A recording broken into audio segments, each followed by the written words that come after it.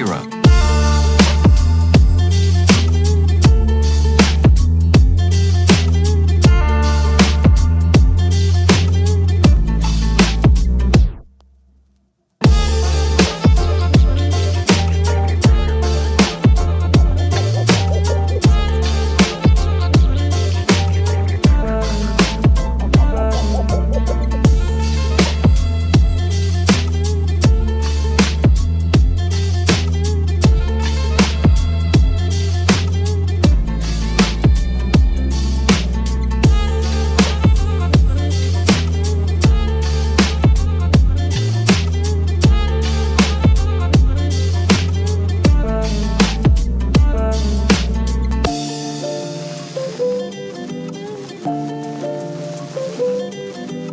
Have you any hobbies? My hobbies are fast cars and fast women. Hobbies are healthy. They teach you things.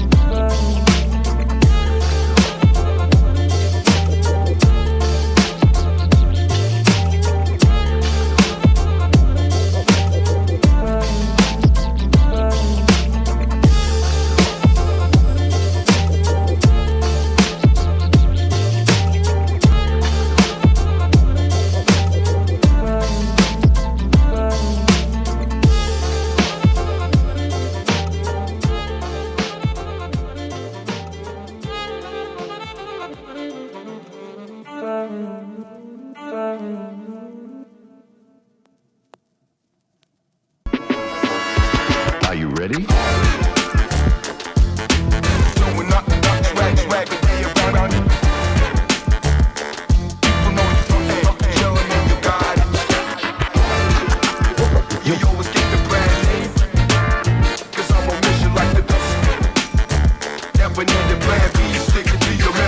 Are you ready?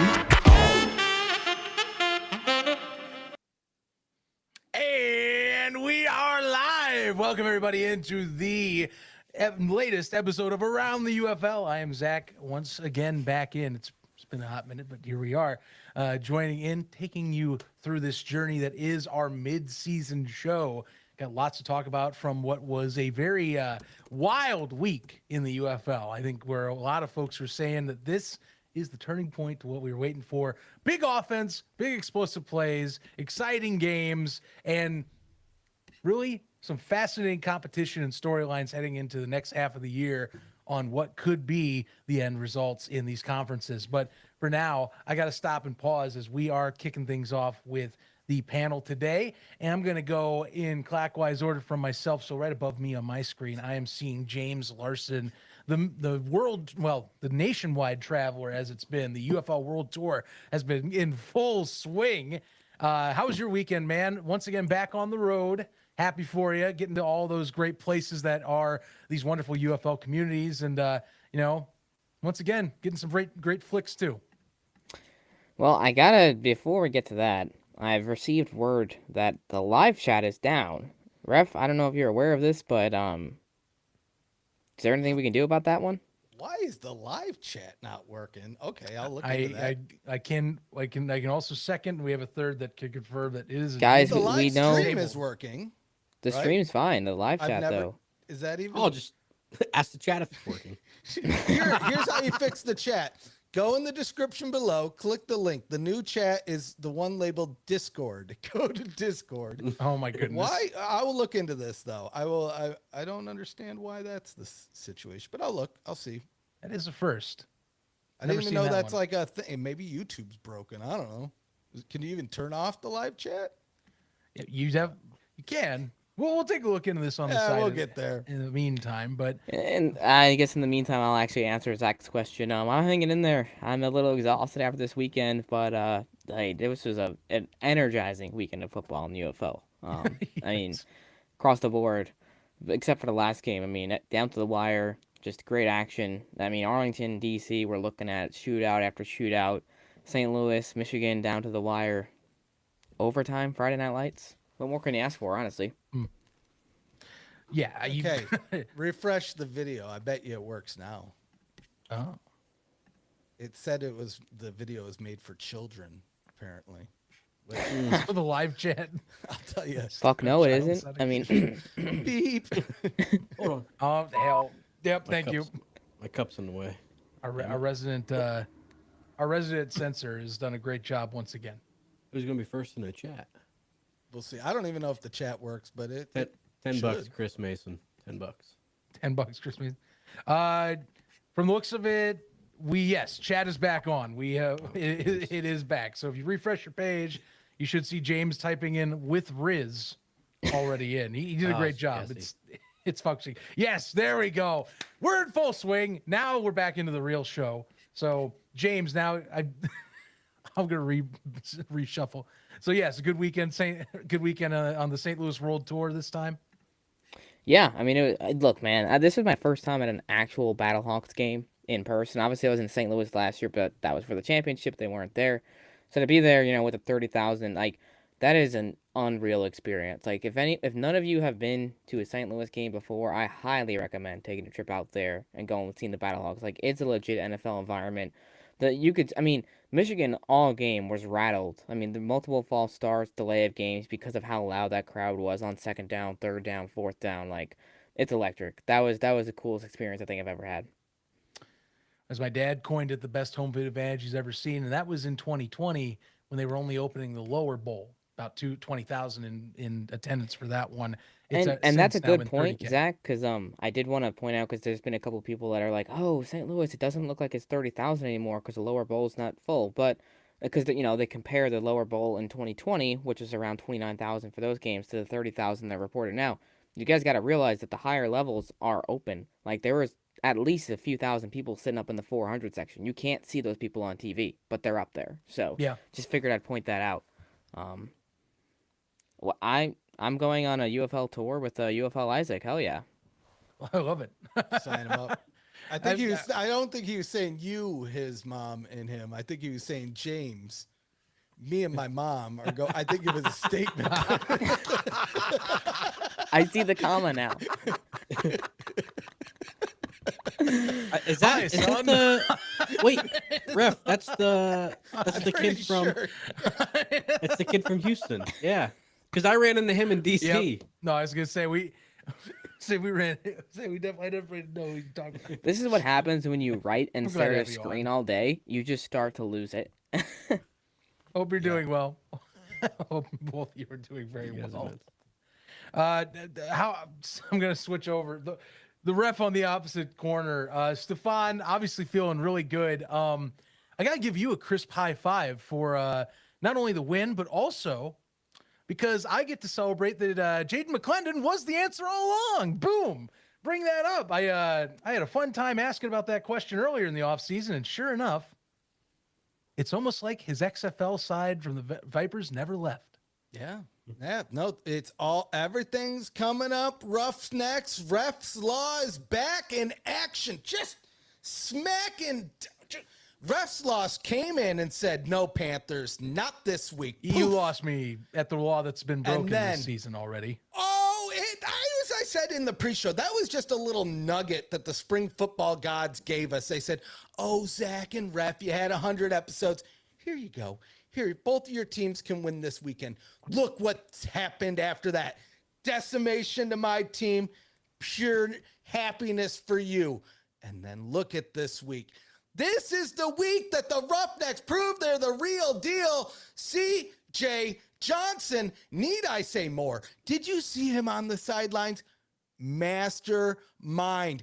He was even telling the players, you don't think you were the problem? You're the problem. What number? You don't know what the number 18 is? What do you mean 86? Get out of here. Give that man, give us the trophy. Is that already. the guy? That was the wrong guy, right? When he was yelling at him?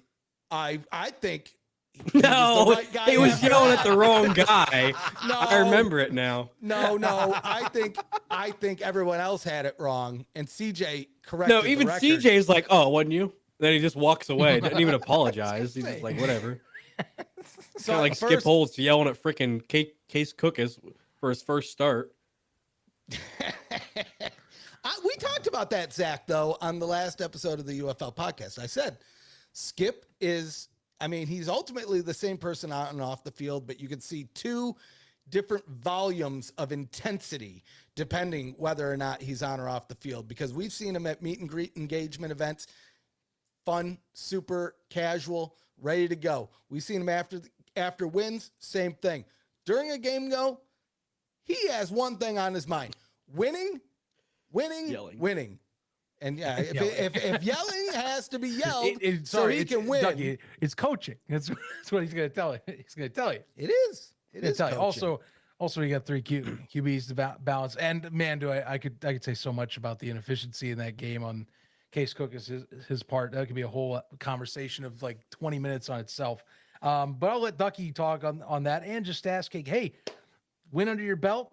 No winless teams in this league. I finally broke out the Memphis gear. Yeah, you had to reach. I was waiting for the win. You had to reach into the dresser a little bit, but sure enough, it was enough to get the job done. This is from UFL highlights. James Baker, he pulled it out at Houston. He just said, "Hey, does this fit you?" This is like a perfect fit, by the way. Fit check, by the way. Look at this. It's like right there, man. It's nice, and it was free. You look like you're in one of those pants commercials. I'm jealous. Or t-shirt commercials. So real quick, before we really jump into the action, I think, you know who really deserves a pat on the back? It's Ducky and it's me. Because I'll tell you, we stood by our teams and we got rewarded for it, boy, baby. I was looking at that pick when I went 0-2 and the defenders were that next game up, and I was like, maybe I'm just bad luck. Maybe I shouldn't make these picks public. I'm just hurting teams here. But you know what? The defenders came out, and then the Roughnecks came out. And I was the only one to pick the Roughnecks. You were the only one to pick the Showboats. Ducky, are you looking at that comment? Yeah. What, this one?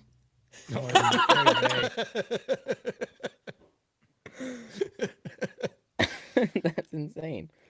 I gotta figure out who that is. James Larson's burner is who it is. It's probably Brian Scott. It's revenge. Dude, is it Dresser Win? Is that how you pronounce his name? Yeah. Yes. Dresser Win. Okay. That's why I said you reached into the dresser a bit for the win there. Oh my goodness. Ah, my God. It's like put that on a card. It's like aiming blindly at a barn and missing. Okay, so we've got probably like 7-8 minutes before our guests come on. Ref, I know you're the host, but I'm trying to think. I feel like we might want to hold off until on power rankings until afterwards, because Jace always wants to say in those. So I feel like I agree. I mean, I can dump my care package. Yeah. Oh yeah. Sponsor. I gotta. Sponsor of previous spring and summer stocks, by the way, Vintage Varsity. Go check them out.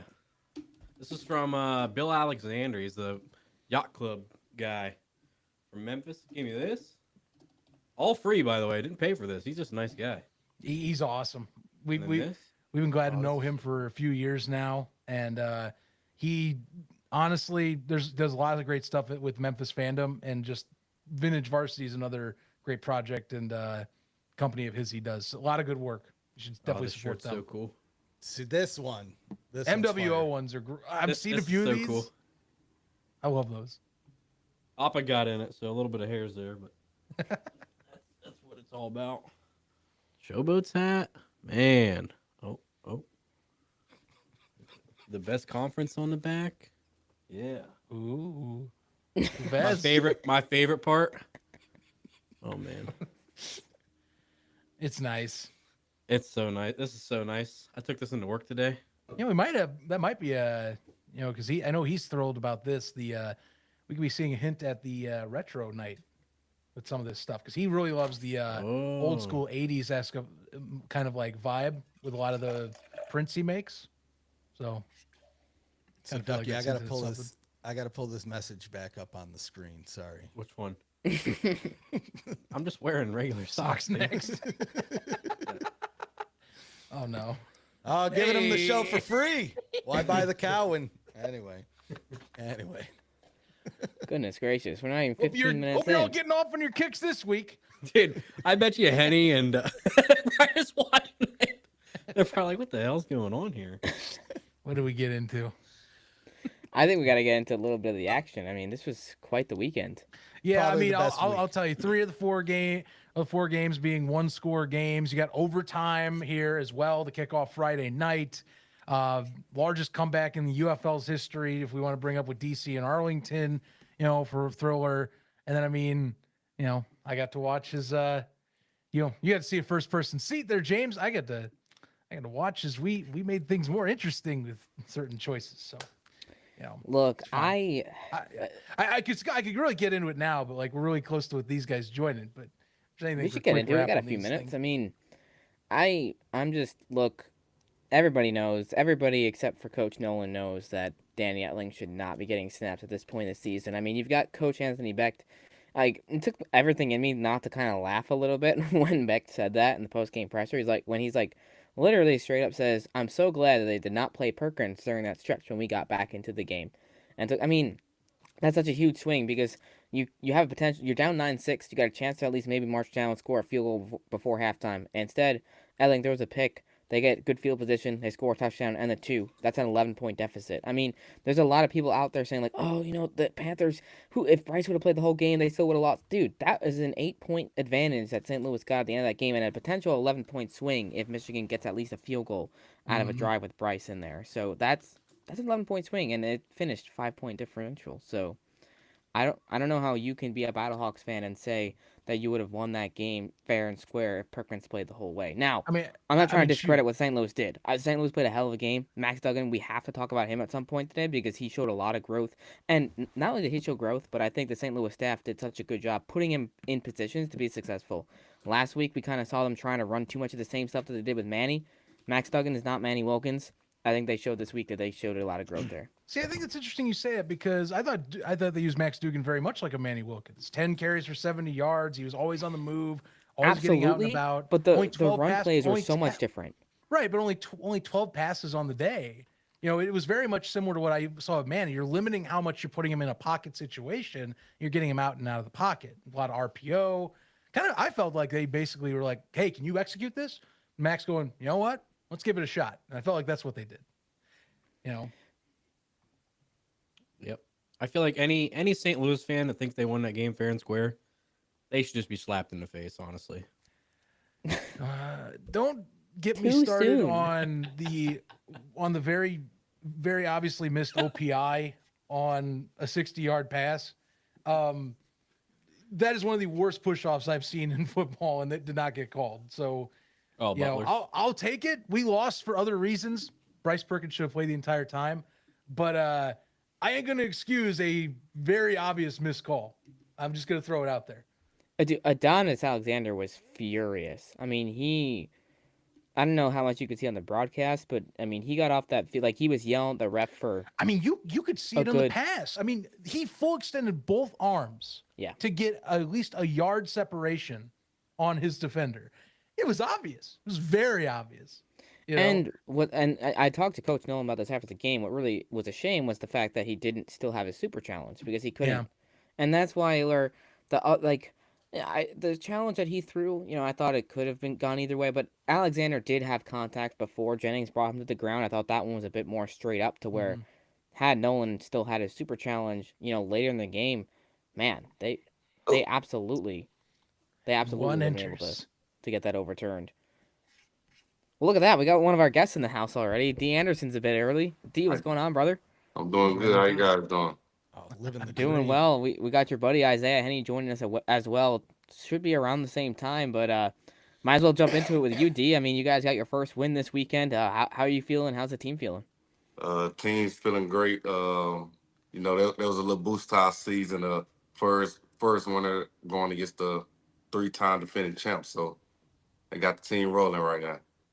Yeah, I mean, Memphis, most of these games that they played against Birmingham have been blowouts kind of dating back to 2023. So to finally not just go on the road and beat them, but to finally get that first win in the win column against Birmingham, again, 3-time defending champs.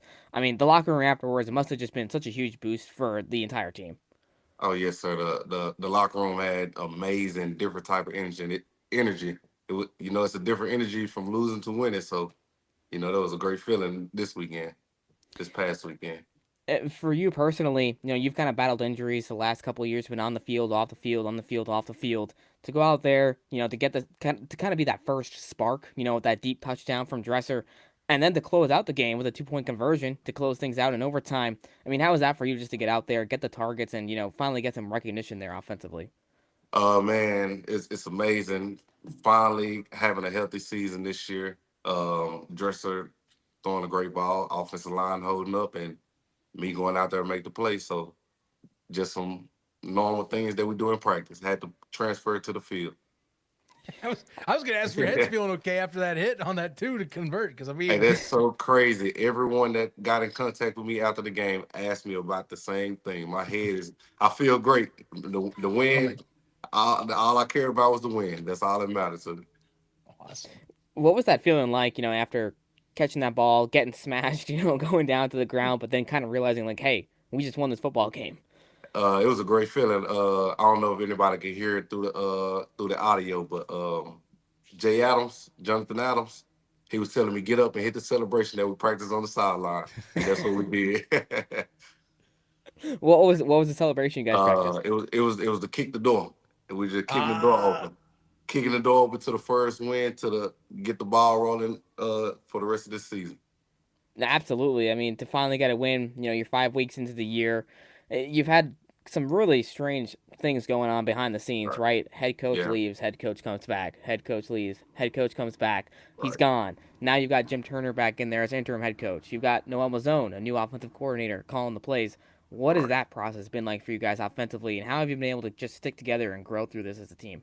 How we stick together about going through them things is that's above our pay grade. We do what we're asked to do. So no matter if they was to get a new coach tomorrow, we're doing what we asked to do and trying to make everything work that's going on behind the scenes and make it come to life on the field. Ref, I want to pass the mic to you quickly because, I mean, your team also got a pretty big win this week, and I'm sure you've got quite a few things to say about Memphis and this team in general. Well, here's the thing. I mean, I was actually just talking about this with some folks that don't watch a lot of spring football, believe it or not. But I'm always pitching it to folks off the, off screen, off the websites, off social media. And one of the things I was talking about is even when you look at the team with the worst record in the league, we're halfway through the season. You guys are kind of hitting the time where, okay, you want to start playing well now. You got your first win under your belt. You're playing my team next week, which is the Roughnecks, who we finally got a second win this week. But to me, I mean, whoever comes out of that game next week, you guys are very much in the playoff hunt here, especially if you look at if Birmingham and Michigan, either one of those teams takes a loss next week. Like, you're right there. Like, I'm curious is, it's a short season. It's a 10-week season. The beginning part of the season was kind of probably not great morale behind the scenes, but now that you got that first win under your belt, like, what is the thought? Like, what are the ambitions going towards the playoffs? Like, how are you trying to go through each of these games and make sure that you don't just go back to the losing end of things here?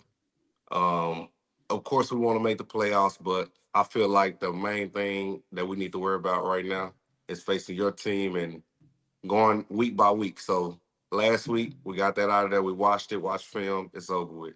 This week, we have Houston.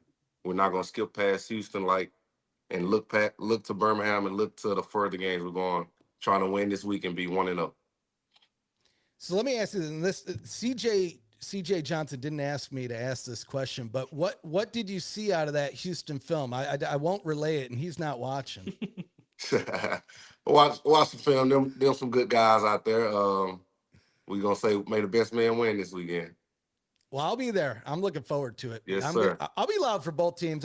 I go out there. My wife, she's always confused because she's like, that's not even our team. But I'm like, I feel like I cover all the leagues. I pick a team because you kind of have to pick a team, but I root for all y'all out there. I mean, that's what it's all about. This is what it's all about. It's like, after this weekend, I hope you're a Memphis Showboats fan. That's going to be Ducky, I mean, you are our resident Showboats fan here today. You're repping the Showboats. honestly, you might want to bring up a couple of things that you just showed all of us that you got from Bill down there in the yacht club. Bill Alexander is one of my he gave me- favorite guys in the yacht club out that way. Oh, yeah. First year Showboats fan, so this is had to follow my former Maulers, but oh goodness, that's upside down. And just Oh, I so like notice that. he said first year Showboats fan. Get used to that. Ducky's a fan of a new team every year. No. So don't get feelings hurt when he's done. He's calling him out on stream in front of his own team. I've been a Showboats fan my entire life. Now, No, the interesting thing though is that he used to be a Breakers fan, so there is that. Okay, so yeah, I was with the Breakers too, so that's perfect. And he used to be a Maulers fan, so the guy who Oh. just joined will also be enjoying that as well. Mr. What's up, 108. guys? Mr. happening, 108. How we doing? Isaiah, how's it Good, how are going, you? brother? Good, man. Busy day. Took the fam out to the zoo, so Oh, now heck we're yeah. back. Yeah, it was cool. What zoo do you guys hit up? Fort Worth. We went to the Fort Worth Zoo. Very Good nice. stuff. Day off from practice today, or Yeah, we were off today. Finally got a long week. We had 2 shorter weeks, and then this week we actually added a day, so it's good to get an extra day of rest. But yeah, we're at it, man. How you guys doing? we're doing good. We're Thrilled. really excited and thrilled to have both of you guys on. We were just talking to Dee about the locker room and just kind of the excitement of the team getting that first win under your belt, trying to get some momentum here heading forward. Mhm. What's it been like for you these last few days? Getting a win, trying to get back on track with this football team. I mean, I think the biggest thing about getting the win is instead of like, it's more of a woosah moment. It's like, okay, now we know that we can win games, especially when you win a game against a tough opponent. Obviously, Birmingham's won the last 3 years, so it's I'm not gonna say it's not a big deal, but it definitely kind of gets everything. For me, it more gets the monkey off of our back more than kind of springs us forward. Momentum, and consistency always comes at a price and at a cost, and so I'm more excited about getting back to work with everybody tomorrow and seeing how we can kind of build off of the win last Friday. And speaking of wins, I mean, Birmingham is a team that for you and D, it's been tough to beat, right? D with the Showboats and the Breakers the last couple of years, you with the Maulers and then the Roughnecks. To get a win on the road against the Stallions team, I mean, what does that speak about, just the way Memphis is kind of building this culture, even with all the changes behind the scenes, coming out and really proving everybody wrong? I think all of us picked Birmingham to win except Ducky, so... Ducky! Told me. I knew it from the Yo, start. Mm-hmm. I think it's a big deal. I think D was obviously on this team last year. And some of the guys, I think we had like at least 10 guys that were here last year. And so in terms of Memphis, I know the city of Memphis loves it. They'll be, we'll be happy. I wish we could have seen them this week, sometime before we're back there in a couple of weeks. But nonetheless, like I said, beating Birmingham is always a big deal. Like, I don't want to make it seem like, oh, we don't really care. It's hard, especially at the professional level, to get a win. And then when you get a win against an opponent that's supposed to be a rival, even if it hasn't, kind of gone in our favor the last couple of years, it's a big deal. Now, I don't want it to be a moment where now we can't find another win. But I don't want to kind of blow it over like it's not a big deal. It is a pretty big deal, especially for the city of Memphis, I'm sure. And then for us, it's a big deal to just get our confidence back. We've had a, freaking wave and roller coaster of emotions. We've, lost our head coach twice and then came back. And so we haven't had consistency this whole season. Even with the lineup decisions and choices, man, you never know what we're going to see. So finding a way to win against a team that seems like they've kind of had their footing for the last, few years, it feels good for us. I want to pass the mic over to Ducky, our resident Showboats fan, because Ducky, I'm sure this is your show, man. These are your guys. I know. It feels so good to finally have my guys on the show. But the last time a kick six happened was against the Maulers. I don't know if you remember that. Memphis did it to us. Couldn't forget it. It was a big play, man. How's it Derek feel to be on the good side of it now? It was identical too. Right at the end of the half, we're trying to sneak some points out to get some momentum. Short kick, it was identical. And so, like I said, we executed. We had our plan. Ours, it wasn't as chaotic as Derek's. Derek's, he was breaking tackles everywhere. It was a pretty crazy play. But yeah, no, it felt good to be on the good side of it for sure. Did you at all think Skip was going to not call for the field goal and try and punt it? Was you hoping that he would kick the field goal? Well, when the clock started running down, I was actually not yelling at our coach, but I was thinking, hey, why don't we call a timeout and see if we can go get some points, on the other end, because they had got I don't know if we got a sack or we got some type of tackle for loss or something on the first down, before Case had another big run. And I assumed that they were just going to punt it away or take a knee or something. And then I saw their kicker's 18. And so when I saw him instead of Colby Wadman, I played against Colby a couple times in college. He went to Davis. We were rivals. When I saw him instead of Colby, I said, oh, they're really going to try to kick this. And I said, let's do it. So I just ran onto the field. And then, Keaton Ellis, I think, had ran off. And so everything kind of just went to plan. And it was a good deal. It's good. It's good to hear.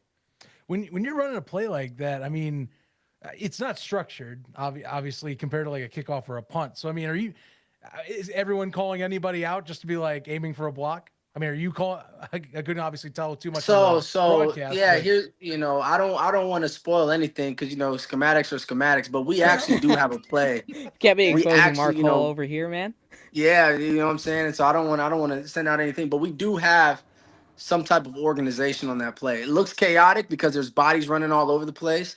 But no, we did set something up, and we have set something up, and the next time something happens, we're not going to switch it if ever it was to happen again, and we were hoping to execute it the exact same way. And so trusting it was the hard part because it didn't look like it was going to work, but it worked. And so, I mean, at the end of the day, if I didn't do it, me and Mark would have a really long conversation because he was like, you got to trust what I'm telling you. And I'm like, all right, man. So, no, we had something set up, and it worked, obviously, I wouldn't say perfection, but it worked.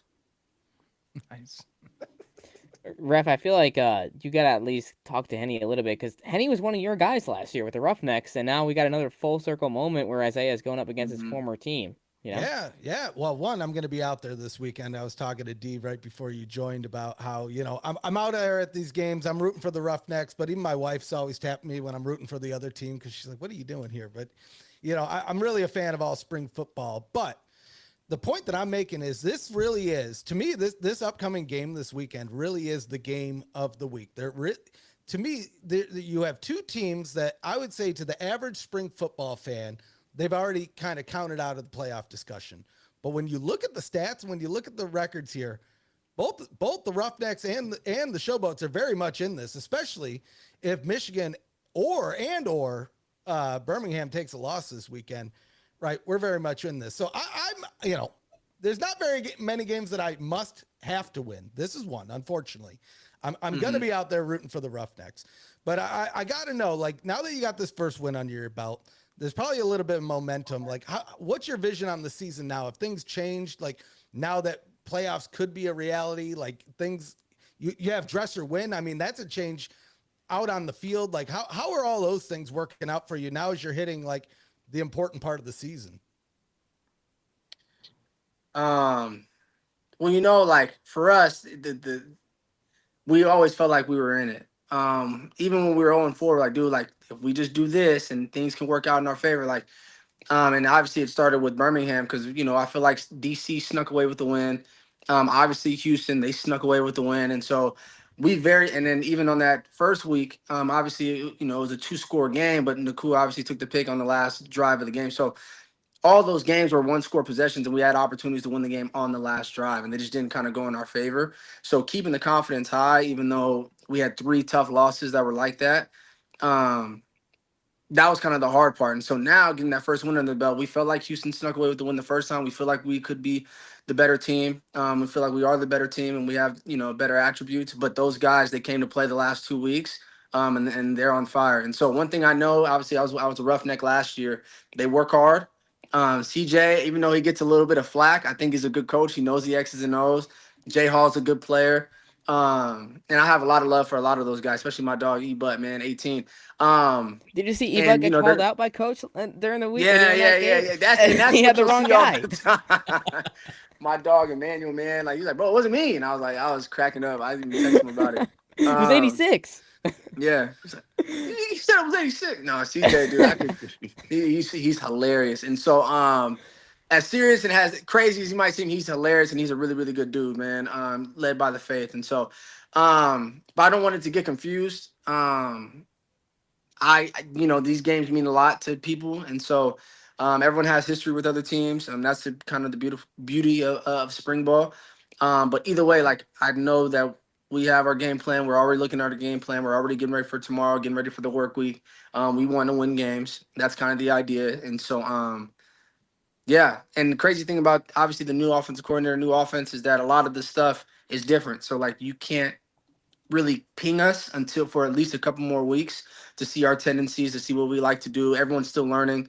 We were running around like, crazy men last week. Half of us were running wrong routes, but, we're all trying to put it together. And so I'm excited. I think, like I said, they're going to come to play. They have good plan on defense. They're going to come to play. We're going to come to play. And I expect a few big hits, a lot of big plays. And there's going to be some fireworks in Houston for sure this weekend. Yeah, well, I'm looking forward to it. Like I said, I'm trying to rally as many people as I can get out to this game because I'm telling you, I think this is going to be the game of the week. I'm worried because I know there's revenge on your guys' mind. We got that win off you earlier this season. You guys are looking to get that win back. We want that win too. So we'll see. We'll talk about it next week. Dee, I want to get your opinion on this, and Isaiah, you can chime in too. But Dresser Wynn gets his first start, goes out there. He looked very poised back there. This is his first pro snaps in a hot minutes. He was with the Rams on their practice squad, but he hasn't been in an actual game for a long time. He looked good. He's throwing deep balls. He's getting the ball out of his hands quickly. He's using his legs. What is it about Dresser that you guys think maybe gives this offense a bit more of an advantage here moving into the rest of the season?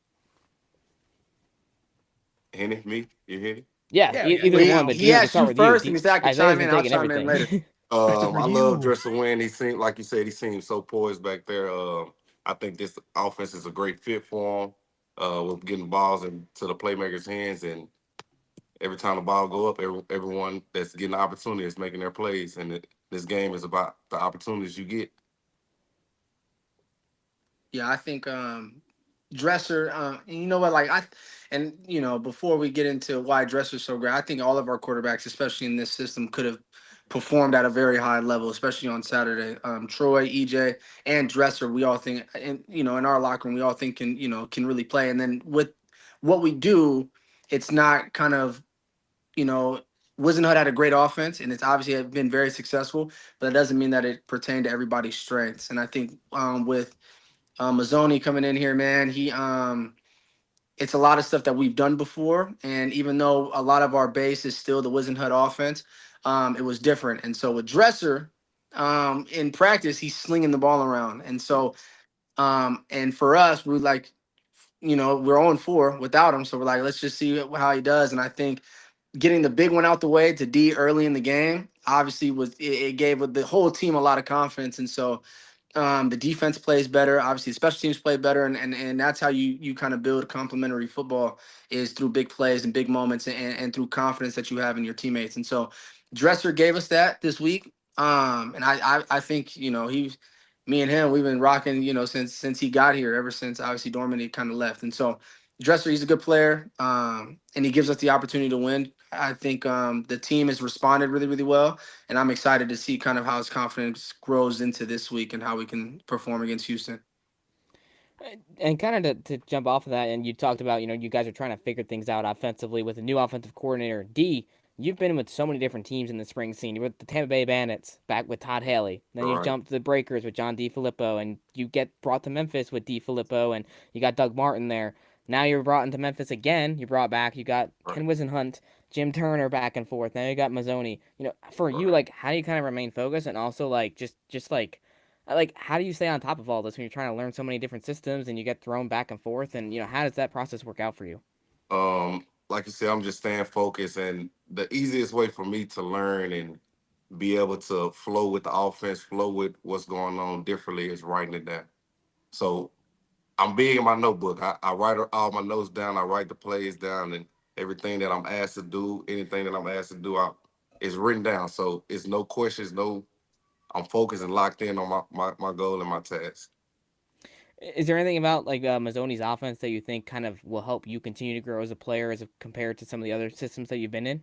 Yeah, just like Isiah Hennie just said, he's putting playmakers in the in a position to make plays. He's giving us opportunities once again.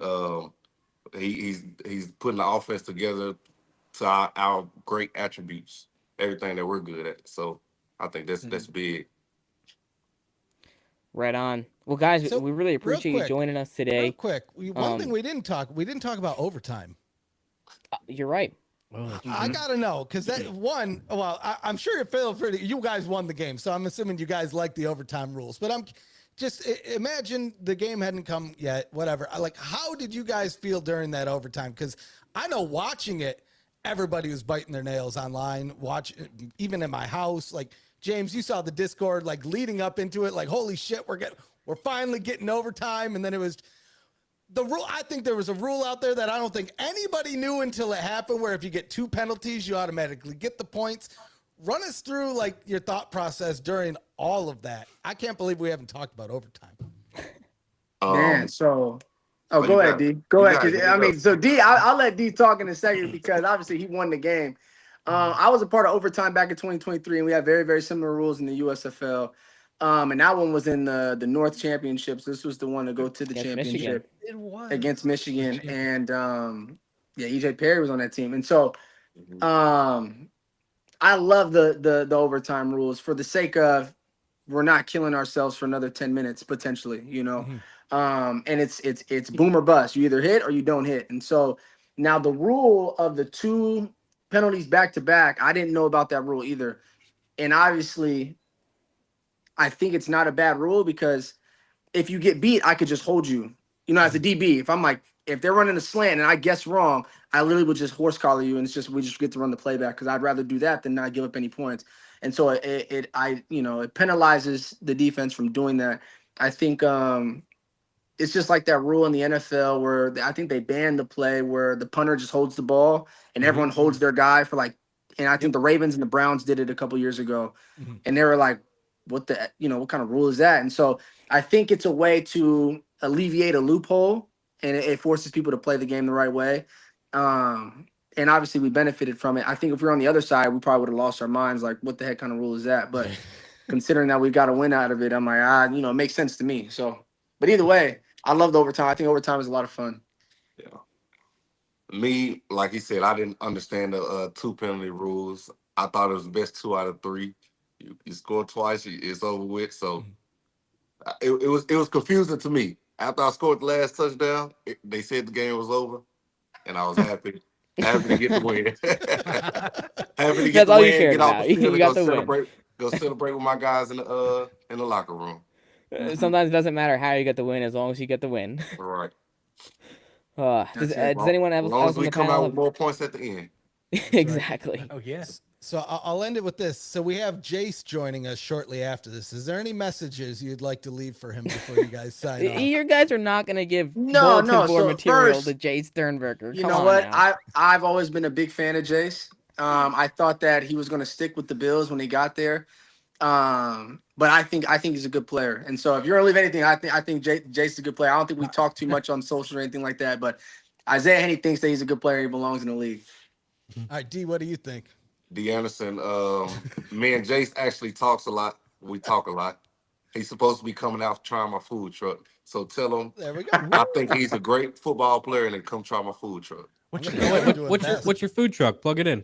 It's called Junkies LLC. Junkies LLC. Junkies Got LLC. social media? Yes, sir. It's Junkies LLC. All right. How you spell junkies, man? Junkiez LLC. Easy. Hey, we got the Z. All right. The Z.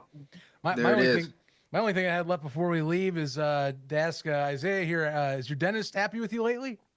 So you know what? I actually because shout out to the UFPA, man, getting us year-round healthcare. I'll be tapping in with my dentist a little bit when I get back to the city. So I might find one out here for some cleanings and stuff like that. But nonetheless, they're happy to not see any more teeth gone. Full of face. So yeah. So to answer your question, I think they're all right. Love it. Shout out Cody Brown. Oh yeah, that's my guy. Love that guy, dude. D, Isiah, man, thanks for coming out, guys. We really appreciate you joining us today, and best of luck this weekend. And I guess you guys will see a rowdy rough out there on Saturday. Oh yeah, we'll see you guys, man. Appreciate you guys for having us. Absolutely, Appreciate you anytime. guys. See you guys. Take it Peace easy, out. fellas. Later. Good stuff. Good stuff, as always. So I hold on, I I'm completely gonna forgot put about the tooth. I forgot all about that. That was my first thing I thought was Yeah. I'm not leaving that conversation without some sort of dental question. Oh gonna happen. man. dude. Thank you for pulling that I up. need to Oh, find this food smash truck. burgers are so good. Where's this right. at? I don't know. That's what I'm trying to figure out. Is this? So we should have asked him. Should say We gotta get, dude. We gotta get them to the tailgate. I say it should say Hell the description yeah. of their home base. It says Dallas. Oh, right? Dallas. Dallas. Yeah, I guess. Oh, that we makes got- sense. Dude, we need it. I'm trying it next time I'm up. Maybe we'll hit it up on the way to the road to the UFL You will have to, championship. well, Zachy now if we boy. do, we got to make sure what his schedule is, because that's the one thing Yeah. with food trucks. Yeah, They I move got a around. good point. So Let's try and get them for summer stock. Yeah, maybe. Well, I don't know- I don't know Dallas. if you I don't know if drive you up- could drive a food truck to it's 12 mean, you- hours. If you pay them enough. Yeah, here's my thing. Put it in the notes for our plans. yeah. Let's try and see if we can kind of play it by ear, because like I wouldn't mind that. We're like, for those plugging, well, by the way, plugging summer stock, for those that are not in the know, we are doing a road trip edition of summer stock this year. We are going to be traveling from Houston, Texas, up through Dallas, all the way up to Oklahoma City, and then hitting Route 66 all the way to St. Louis. So epic road trip, going to be plenty of stops along the way. We're already getting tons of plans for especially the Route 66 portion, but I'll be adding a little bit more to the Texas side of things, but that with this, if we can plan it out, because we don't mind supporting a player-owned business, honestly. That's always a win. Especially, dude, did you see that burger? Dude, I would I love a have good I smash. would I love have a good said that smash burger burger. looks good no matter what. I'm not gonna lie. I I'm- would have I'm said the literally- burger looks good no matter what. But I'm getting ready to follow burger him right did now. legit look like, oh I- fuck, man. I Sign mean, me are up. all of us gonna go get burgers after the show ends, or what? We I mean, might. Dude. Hey, I'm the closest. It's only 3.5 Wait, hours. how do you spell junkies again? Junkiez? There you go. It's at Junkies LLC on Instagram. Cartoon Oh, I got picture it. of a burger being held. It says Junkies in the patty. And yes, Chris, we're wrapping it up in St. Louis. So we're basically doing, in the span of 2 days, we're recording a travel documentary about the UFL championship. We're starting it on Thursday. We're wrapping it up Friday, and we're releasing it Friday night, if we can before midnight, but midnight at the latest. And that's the thing. This is a doc. We're not just driving and telling you we're going as Jace jumps on. We will be riding and also giving you the entire set of road trip funny chaos and discussion and all the stops we'll do and whatnot. It's gonna be a good time. And who knows, maybe we might see Jace's squad up there once more playing. But for now, things are getting interesting in the UFL, especially on his side of the conference. Jace, hope you're doing well, sir. Welcome back once again. My guys. Yeah. So you just one set of teams from Friday night leaves, another set or person enters. Good to see you. Thank you for having me, per usual. I love being on here. When are you gonna change your name? I was about to say, I love how it's been Dynasty is over. Dynasty's every... over. Is it still that? Yeah. yeah. Oh, you know it's been it. that every time. I'll keep it. I'll keep it for now. I think we can change it. Is it Can we kind of change fitting, you know, after Friday You night? know, the sun hasn't came out since we lost. It's still cloudy over here where I'm at. Oh my goodness.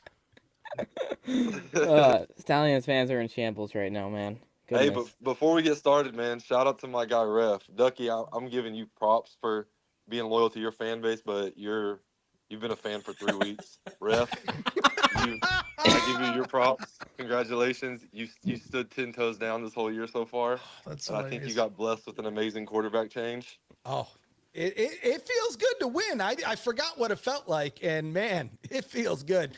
I am still baffled to repeat that Jalen McClendon has been sitting, and after the Vipers tape he put on, has not gotten back onto a starting spot. Credit was with DC last year. Hard to beat that out.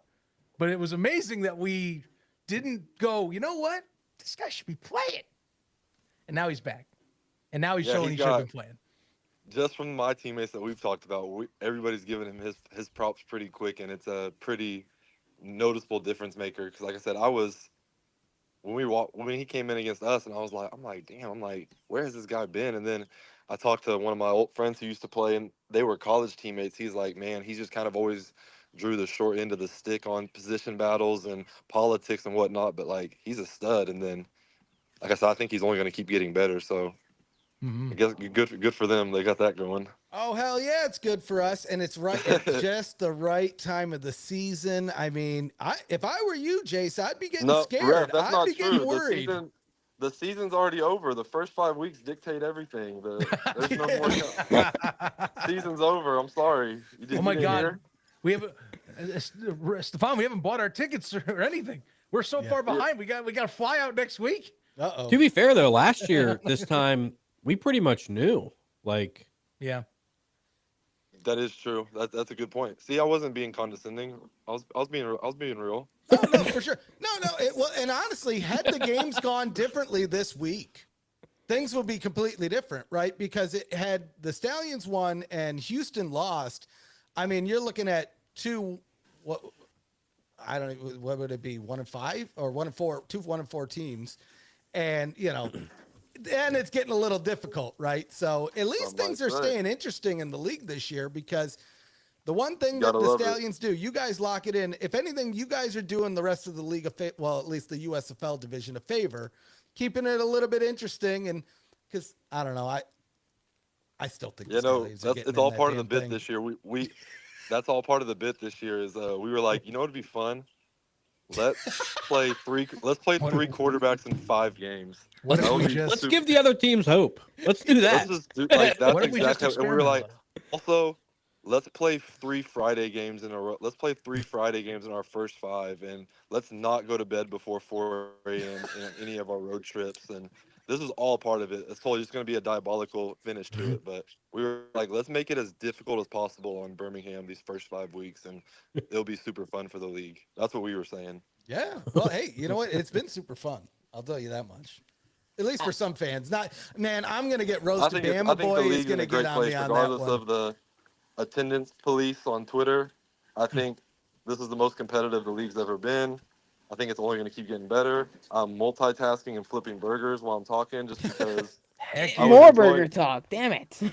You said what? Wait, you got show us your burgers. Show us your burgers. Yeah, come on. What's the food looking like? Hold on. I didn't even know my thing was Dynasty's over. How do I flip my camera?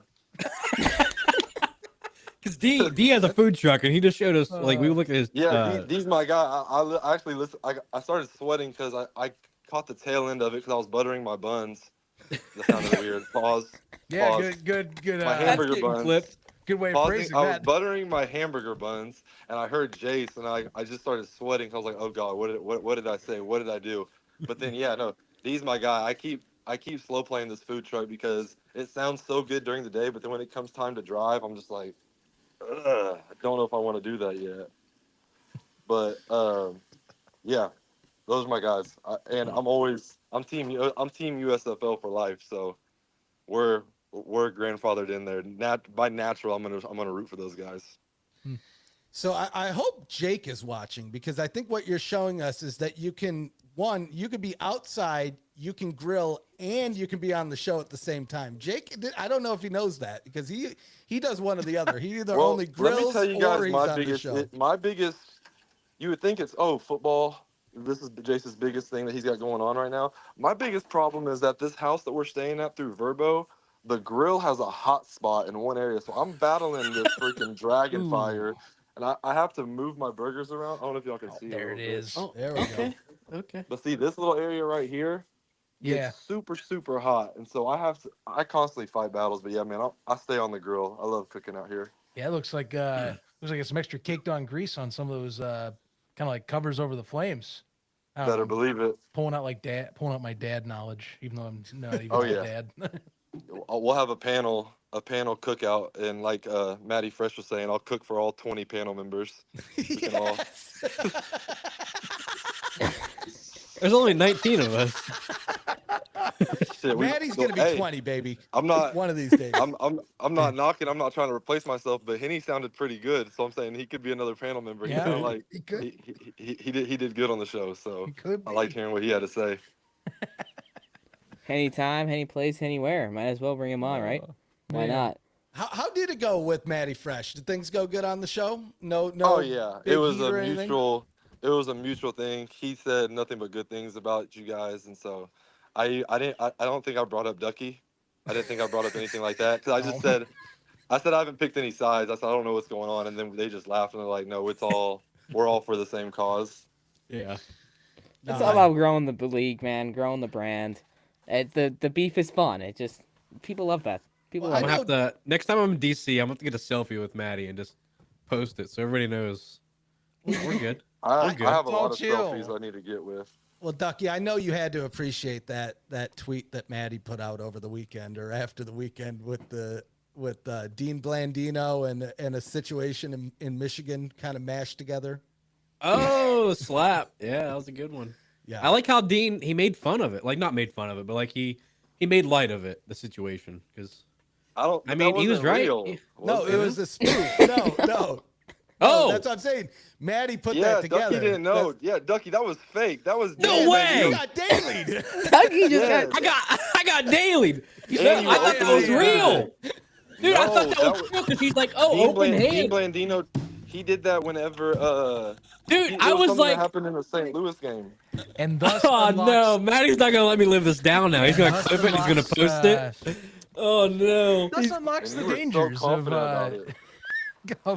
of NBA Sentinel accounts right there. Yeah, don't get dailied. Don't get dude, that's crazy. Oh, dude, I thought that you was were just- real. How the hell do you I thought fake that was that? I That's thought why you I'm were just doing extra that part of the paranoid bit. anymore. Sean Dax, I swear to God. Maybe it was Maddie running daily all along. Yeah. Ugh.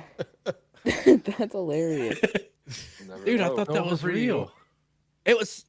He even said open hand. That's how But good it's it like is. you can see it's so badly like pasted I mean, together. It's chopped. It fits. It fits perfectly. Like it Oh looked like my they scribbled the God. cutout on Next thing you PowerPoint guys are real gonna tell quick. me that Wade Phillips wasn't at a club dancing. Well, he was at a club dancing. I just think it's debatable on when. Oh man, I can't believe Maddie got me. That's crazy. Oh, goodness gracious. I think we should jump into power rankings. Yeah, Let's do it. Rankings. Let's drop these in. There we go. I can't remember. I think I was going to put Houston at number 5, but I think I held against it and put the Stallions above us. So give it another week. We'll see. I'm ready for where's the torture. where's the how we voted at? I don't know. Did that get posted on here? Oh, I never posted that. Whoops. Oh, here. Give it it's- here. Is it in the Discord? I think it's Yeah. in around the UFL. Or no, it's in news. It's in the staff chat here. Staff All right. channel. Well, I'll post. We'll do it live. We'll Bill O'Reilly this stuff. That's Okay. the politically correct rankings. Yeah. I mean, I'm curious. What's the non-political correct ones? it's- What are you changing? he'll probably say mine. Ref, I just threw the how we voted in the staff in ATU chat just so you have it there. Oh, I'm the only one who did that. That's crazy. I can't believe that wasn't real. I'm mad now. That's so funny. That's hilarious. Yeah, That is I mean, hilarious. I guess that's cool. I probably wouldn't change anything. I But I'm think not gonna. Where's it at? If I didn't I'm play for getting it. if I didn't play for Birmingham, I would argue that. But since I play for them, I'm not gonna come off and bias and be annoying. So I like that. That's fair. That's fair. This I- is one of those times in the year where like I have to make votes because I can't. If doing anything else would seem insane. So Why like is this Luke's week hurt me questioning to me? put my ranks the way they are because there's nothing I can do that would make any logical sense power ranking thought wise. So Luke's questioning me in the around the UFL chat after James posted the rankings, the how we voted rankings. Rev, you're taking a while on this. Yeah, get over it. All right, I'm making sure I don't screw anything up over here. I almost posted it under the wrong account. Just simmer down now. All right. You posted it to one of your burners. I almost did actually. So then you would have saw that I am actually UFL Daily. No. You're actually Market Cast. Yeah.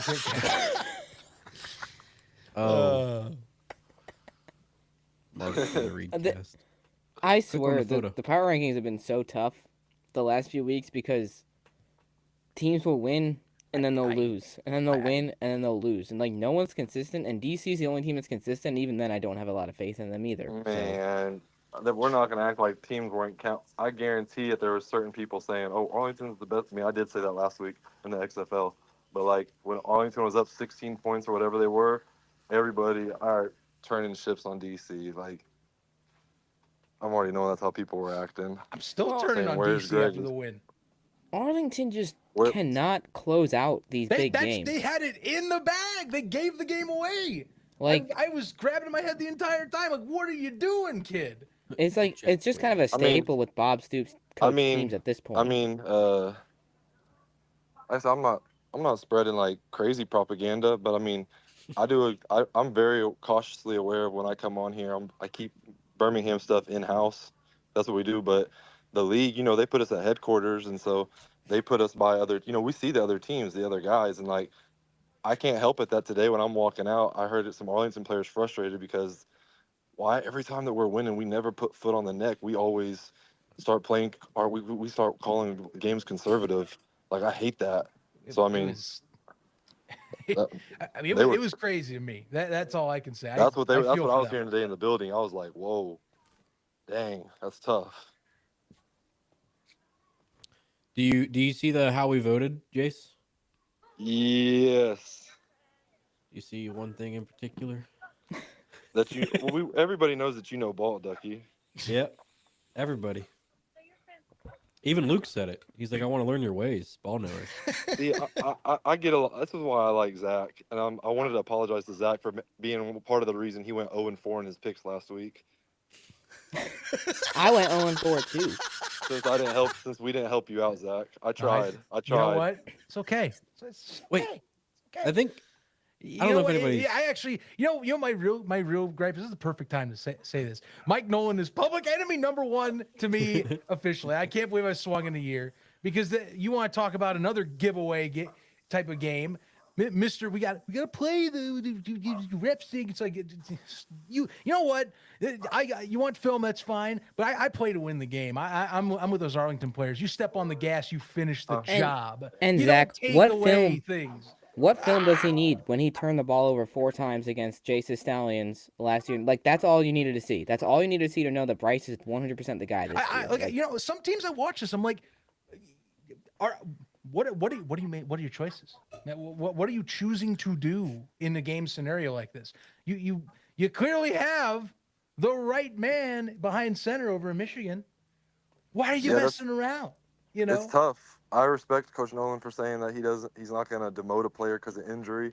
I've been on the other end of that before, so as a player, I kind of see that side of things, and that would suck. But it's kind of hard to fight all that force and all the momentum that's going on. And it was crazy because it was almost like telegraphic that you knew. It's like, oh, Perkins is balling right now. It's about time for a sub. And then, like, he went along with a bit and subbed him. And then, it's not like he did bad, but it just kind of changed the flow of the games. I feel like anytime you do a 2-quarterback system, it changes the flow of a game when the other guy comes in. Because obviously, if you're subbing, the other guy does bring something to the table that the first guy doesn't. So it's like your receivers have to adjust to that, and I think that can sometimes it doesn't take a lot to change the aspects of a game or the flow. Jason, you're the perfect guy to talk with this. Thank maybe you. because on the fact that You're perfect too. Oh, well, you didn't have to do that. I'm not perfect, but I appreciate you Jason trying to gas me up that way. Goodness gracious. I feel flattered. Zach's blushing. Anyway, why are my cheeks red? I gotta get out of here. Yeah. That's crazy. That's right after he's talked about your buns getting buttered. A little UFL after dark. Someone called Jenna.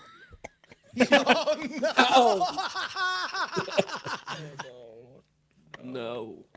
Chill. I don't even know who that is. I just know based on the reaction. You probably do. You just probably don't want to know the complete story. No, you don't. Hello, nurse. You don't want. Don't want to smoke.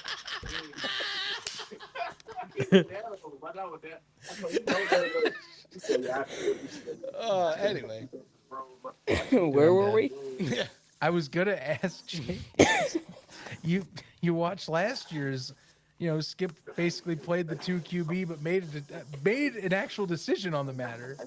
It's got to kind of feel weird seeing the flip side of the coin where it's like maybe as a player you're seeing on the side and you're going, this is interesting, but it's like I am full committed to the bid. I have to play these two. Doesn't matter the results. It's been multiple weeks of success. I gotta play this other guy now. I absolutely hate it. I can't stand it. I hated it last year with Matt and Adrian because they're both two studs. So it's like, it is what it is. I had to do that in college. Even my years at A&M, before Kellen wasn't, because that was Kellen's first year starting at A&M. Him and Nick Starkle were still switching. Like, it stresses me out. I can't stand it. It takes the whole flow out of a game. Pick with the guy and let's get it going. Mm-hmm. Speaking Did of you guys Kellen, lose me? No. Speaking of Kellen, how do you decided to not respond? I'm just processing. Oh. I like James. How do you feel about the Brahmas? How do you feel about that game? I don't think it was how they drew it up. Well, I don't think anybody draws up an L. Well, maybe I St. don't think Louis. that's how they wanted it. And so, I mean, Pete Rose. luckily for us, that's who we get to play this week, and I'm sure we'll see a completely different team because no team, they're grown men. They're not going to want to do what they did 2 weeks in a row. So, like I said, we'll get another intense game, intense matchup. You get to Defense go play is gonna against be Kellen, so that's cool. Flying around. Yeah, it'll be fun. We can reconnect. You gonna play defense that game? If I have to.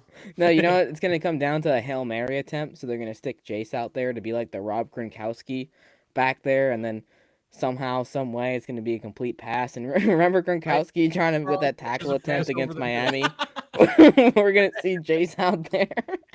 Hey, James, that's really crazy because I had 21 sacks my senior year of high school. Oh, dang. Do you know Logan? Yeah. And I had a couple No more. way. No way what?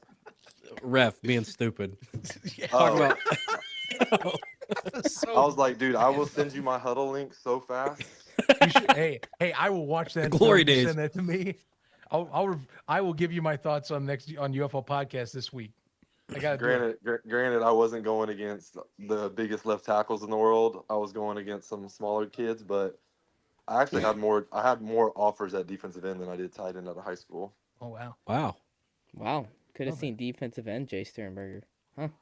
It even sounds like a defensive name, like Sternberger. That just sounds scary. Yeah. I think anything German is more defensive than most. It just kind of goes together. I almost don't. We're still live. Yeah, don't. Yeah, we are. We're still live. It's funny. His show's still going on. Ducky likes a cigarette. He's just like, forgot. Sorry. I've been whipping out a cigar and probably what I would do is an experimental 40 that I bought down the street. Exactly. Wait, what? Tell me more. I don't have one Experimental right now, 40. It's sidetrack. I was on a kick for about a weekend trying to see which was the best 40 ouncer I could buy. Jace, I am curious, and obviously I'm not trying to get you to give any bulletin board material, but obviously there was definitely some intense moments between you guys and the Brahmas last year when they got the win over you in the regular season, and then obviously you go back on the championship and shut them out. Is there any I don't know, are you kind of expecting the Brahmas to have a bit more of the chip on their shoulders after that championship, or some of that bad blood, or what are you expecting to kind of see this week? Honestly, I feel like both teams have so much other crap to worry about and fixing their internally, both sides, that unfortunately we don't get to indulge in the rematch of last two games, and I think it's more we need to get stuff figured out this week, or we can start getting ready to go home in 4 weeks. Yeah. Not trying to give you the coach's answer, but that's kind of no. our mindset I was right now. genuinely just curious. It's we got enough stuff we got to work on internally, and we got to get on it quick because we're there. Like I said, all things thrown our way that haven't gone our way. It's at the end of the day, we still always have a chance to either tie or win at the end of the game. So it's let's just clean up some things internally, and then we can start, looking at matchups and having fun with that. Wait, you can tie in the UFL? I said that? Don't. Uh-oh. No, I meant believe you. no. I'm saying like the DC game, we were down 7. Like, I'm Oh, not saying we would have right. won. I'm saying we had a chance to tie, like to go. Oh to no, Right. you guys were right there. And Skip, I mean, it's easy to say afterwards, but Skip, he did say that the way the game was going, how it was hard for us to get things going. If we would have scored, we would have, risked it and went for 2 for the win. So I guess it wouldn't have been a tie. We either would have won or lost, obviously. But Right. like I said, we're still right there. Like I was joking, I'm like, shit, we could easily be 1-4, but we could also we're like 1 play away from being 5-0 as well too. So it goes both ways.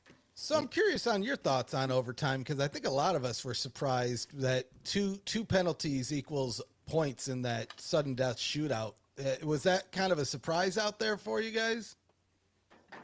I think anytime something happens for the first time, it's going to be a surprise. And we practice our 2-point plays a lot, but structure-wise and everything, I think it was just new for everybody. So it was different for sure. I honestly didn't know. Like, we've talked about it, but like I said, until it happens, you really don't know how to prepare for it, or like the strategy, or who wants on defense first, or who wants the ball first. Like, that makes it a little difficult. You know what I'm saying? Yeah. Was this was this your first overtime experience in the USFL or UFL, Jace? I think it was, right? Yeah. We either win or we lose by 2 touchdowns. It's never in between. I think that was our closest loss we've ever had too. I mean, No, I'm serious. Like, without me, I say without DC me beat us, looking off the top of my head, it feels that way. So New Orleans, my first year, beat us by 14. Houston beat us by like 10. Or I think we scored a late touchdown to make it 7. But like, Yeah, it was 27-20. I was about to say, like, our losses are usually like two possessions. So That's true. That is a good point. but, Oh, I got David telling me I'm ignoring the chat here, so I think it's time. What's going on in the chat? Ignore I the don't even chat. see anybody talking They about want. the chat. I mean, They I want was the going to bring slap. this up because I think this should be our closing topic of the day. We can't ignore it. It's the Samson Nakua. Oh man. That was slap around the world. quite the moment. Ref, I don't know if you feel like. I mean, I'm sure everybody has seen this clip by now. I stuck it in the chat in case you want to pull it up. But Yeah, here, let me pull it Dude, up. I want to talk about this so bad. really, it's kind of an interesting scene at the end, and I was like right next to this when it happened. I just didn't know it happened because I didn't see it. But Yeah, you told me. and of course you didn't. like Of course Jake you said- didn't see it. Hey, go slap We that know guy. why you didn't. You got the goggles on. I You got got the the Panthers goggles on. on. You can't see anything that they do wrong. Oh, I can see the stuff that their coaching staff does wrong. I'll tell you All right. that much. I want to start off on this first. What he said is completely wrong, by the way, for everybody listening. St. Louis, this league would be alive without St. Louis. Like, to be dead honest with everybody, the USFL was fine without St. Louis. They were doing well. They were going into their 3rd year. Yep. The St. Louis helps the league a lot, but they are not the reason the league is alive. I don't know why your fan base is like saying that. Get your heads out of your asses. Like, That's like they're big, and the whole. Didn't he say something about like how they're the reason the CBA got it passed? yeah, that is just completely ignorant, completely untrue. Don't know who this Thomas Welch guy is. Get your head out of your ass, dude. Like, yeah, that was actually crazy.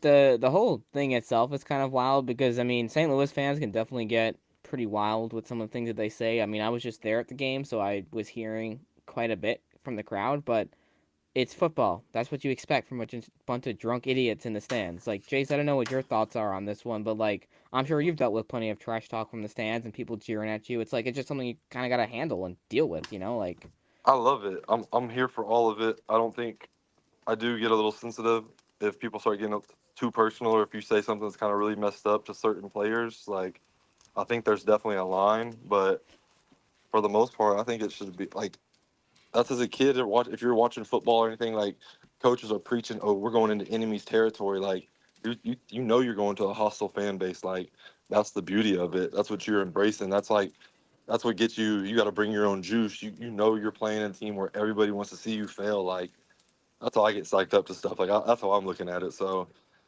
easier said than done. Who knows? I mean, I know for a fact I'm not slapping anybody if I was out there. But like I said, I wasn't there, so I guess I can't really speak on it, the full part of it. We don't know Yeah, what I really mean, happened. we don't know any details about what the fan might have said, what could have been done. I mean, there's who knows, the fan could have thrown something or done something towards Samson before the video started. Like, who really knows? But kind of a wild scene, and once again, the UFL getting a bunch of press because of something that's a bit negative, which That's kind of what just seems to be.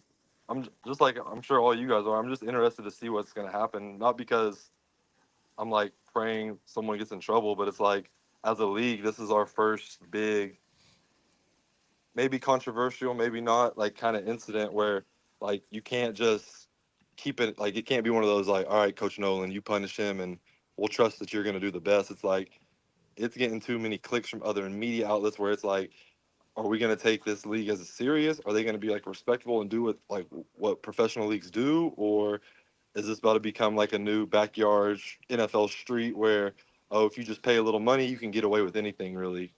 And then it's like, so I'm just interested to see what happens. I'm waiting for the twist that we find out the fan in the stands that got slapped is the same fan that was where the video started circulating about a year ago of a Battlehawks fan just stealing groceries from Walmart. I'm just waiting for that twist to come out. That would be. I'll be a honest. pretty bold If he twist. slapped any other fan base, I'd be outraged. But it was St. Louis, so I don't really care.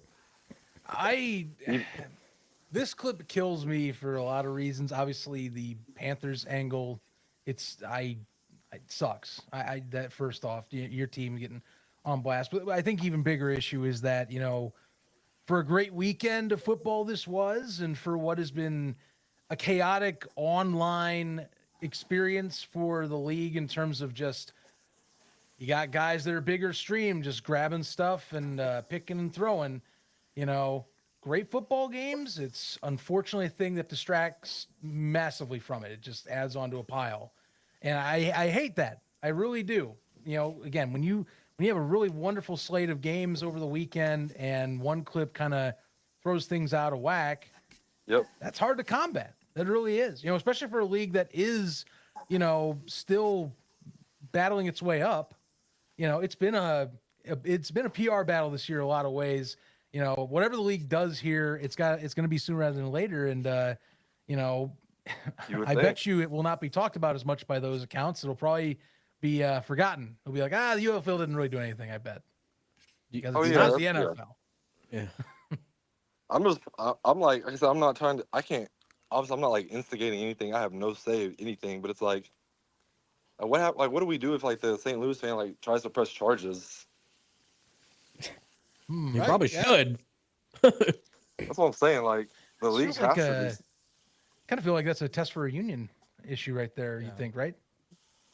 Yeah. Well, the league put out a statement that they're looking into it, so I assume they're probably going to try to find out what the fan said, why Samson responded that way. Like they're probably going to try to get all the details before we hear anything about this.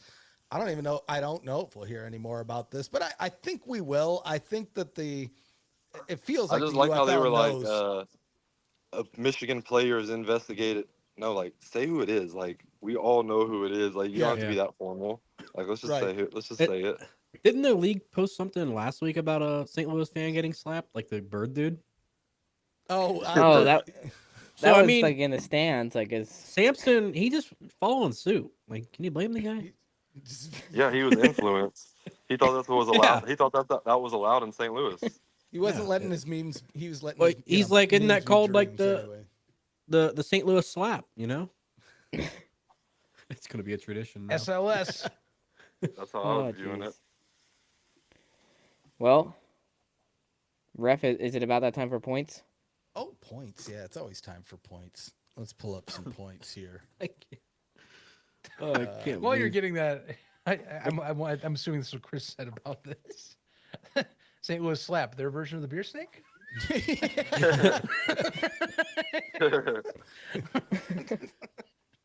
Oh, man. All right. Be so you.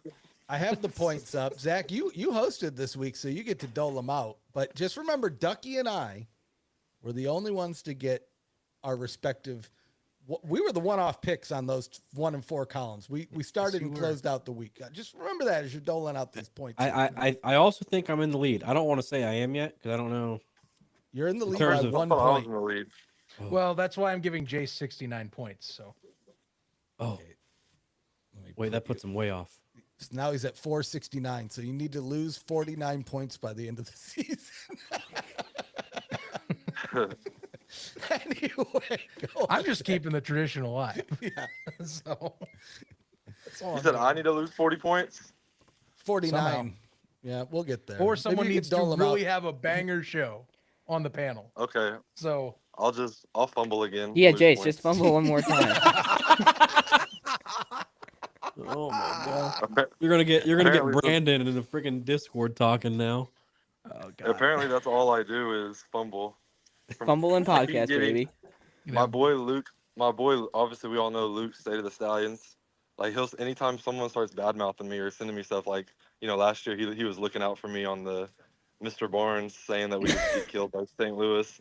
So Luke sends me the propaganda that I see, and yeah, it hurts. It hurts because it's like I don't even think I have the most fumbles in the league at my position right now. Not but- right now, but I think Sal has that record. And He does then too. I know that there's been some other notable all UFL players who have fumbled, but it's like nobody talks about those guys. It's just Jace, Jace, it's Mr. because you're in Fumble. your Draymond Green era, you know? Nah, it's You're a good. That's what it is. podcast. That's Yeah, what they're- I think. I think it's because he's I'm doing converting. podcasts and I'm like joking hee with you guys. So now it's like, oh, Jace does this now. They're like, no, Jace is still a psycho that plays football and does all this stuff. And I've been keeping my cool because again, we've had 3 quarterbacks in 5 games. I'm focused on the big picture of winning another championship, and so I'm not going to be complaining about targets or getting the ball. But like, you can watch the tape. It's there. So I'm not going to start.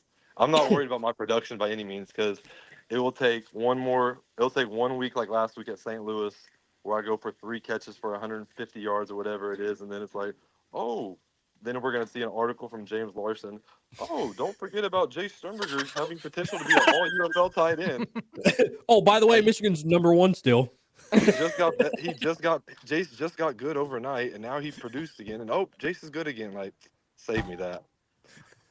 I think your next celebration after you get like an actual touchdown, fumble the ball as the celebration. That's what I'm saying. Like, I was joking about the Tim McGraw duct tape scene, but I think if Ducky ever comes to the game, he needs to get into character as just like my drunk dad, and then I find him in the end zone, and he just comes and he just starts yelling at me, and I carry him the ball. I'll bring in duct tape. I'll start wrapping it up. no son of mine's gonna fumble. That'd be a funny celebration. Jace holds it, and then they act like they're wrapping it up. Oh man, Exactly. You know what? the football. Yeah, that's the only thing. That's the only thing we do that with. I trusted Ducky will execute this, so he gets 35. 30 was going to be a original plan for the Memphis interview plus the wonderful picks this week. But you get an extra 5 because I need the new Jace Sternberger lore to be a thing. So you get extra 5 points. Ref, you get 25. Remember, it was going to be 5 down because I give the points. 25. Yeah. It's a nice week for you. And then James, you and I we'll get 15. We'll do that. I think it's fair. That puts me above James. You were only above him by 1, which is crazy because last Wait, time I James think I'm the one who got the guest on here. So James traveled. You're the only one the media, the PR replies to. I try to hang on. You know what? I take my I do have a audit. He gets an extra 5 for the travel. Okay. So all right. 20. And here's something to remember, James. You kind of have the lead because if we don't hit 2 games over 1 million on Friday, 69. and that number today was 460. So Ducky. Actually, Ducky, the one that you need this week is St. Louis is playing on Friday. This is your hope. This is your chance. Oh yeah. This is. Who do they play? Arlington. It's gonna be a big game. Oh, it'll be a good game. I bet these burgers are gonna be really fire. One of You St. better Louis's believe it. 9 home games, something like that. That's my specialty, ref. Ref, I live in Houston, so we'll have to have No a UFL shit. postseason. Oh, Oh yeah, hell yeah. yeah. Oh I my mean, God. I'm not gonna give you my address and social No. on here, but Well, no. Yeah, we we'll can have make to it catch work. up. Yeah, we'll catch up. And Likewise, then I don't I want you get at my house either. swatted. I can can see make the it work. comments now. Oh, 123 Fumble Street. Yeah, just low hanging fruit. And then you bust in, and it's Ducky acting like an abusive. 69 podcast lane. No son of just mine's know playing eventually- football ever again. I just know that Ducky has a burner account and that he used to not like me, and so he kept it, and now it's like he has to keep the bit going. So for all I know, he could be Brandon. He's just playing mind games with me. No. Good times. That's where Sal Canelo lives.